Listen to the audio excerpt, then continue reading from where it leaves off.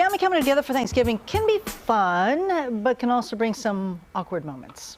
You've been to my house? Luckily, Court has us covered and has an expert to give us some holiday tips to make things go a little smoother. Yes, you know we love when Rosalinda Randall comes to visit because we get some helpful sage advice to kind of alleviate some of those awkward moments. Rosalinda, I don't know if you're hosting this year, but the overly helpful, enthusiastic assistant chef, self-proclaimed assistant chef.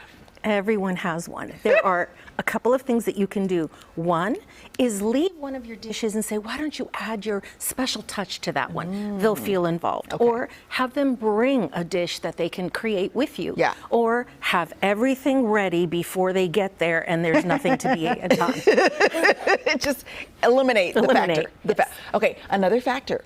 Sometimes we have curious relatives. Or the nosy aunt. Yes. Well-meaning, of course. Well-meaning. Yes, yes.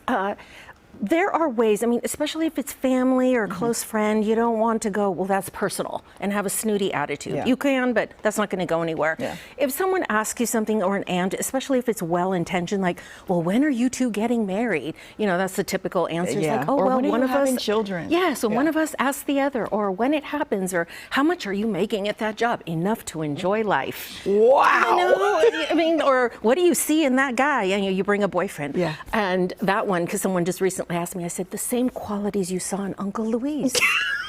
You know, you can be sweet. It's the warmth that you can be a little bit sassy, but if you warm it up and lean in, it's all good. I like that. That's good. That's good. Okay, what about the motorbout? The person who just takes over the entire conversation for the whole night. Yes, and usually they like you cornered because then you can't do anything. Captive audience. Yes, captive audience. A lot of times those people are maybe lonely. They don't talk to anyone, or they know that you are the one that will listen and listen and listen. So they've got you. One way to disengage, we like that word, is to say, oh, excuse me, oh, I see Olivia. I've got to say, I'll be back, and then never return. I mean, that's kind of rude. Or I need a refreshment, or oh, I'm going to see if I can help, or I need to go to the restroom. What are they going to do? Follow you? Or lastly, you can just say, let's go talk to other people. Bring them to another group of cousins and go, you remember Aunt Martha, right?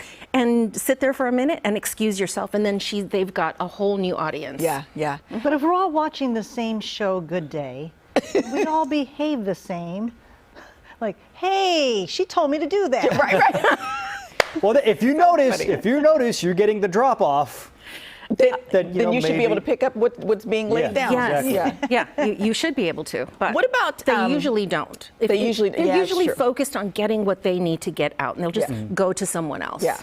Okay. Well, speaking of getting things out, the announcement where it now becomes about them. Yes. Don't use somebody's party as a place for your announcement, especially if it's like, oh, well, I'm getting divorced, I just got fired. That's a downer. What is that supposed to do to everybody? You know, they're there for a party. But even when it's like, we're pregnant, we're engaged, ask the host in advance. Okay. And if they agree, great, you can do it, but maybe consider doing it towards the end of the party, because also as a guest, now I feel forced to, oh, hi, how'd you get engaged? You know, now I have to do this. You know, it's an obligatory question and go up to you, not just enjoying the party.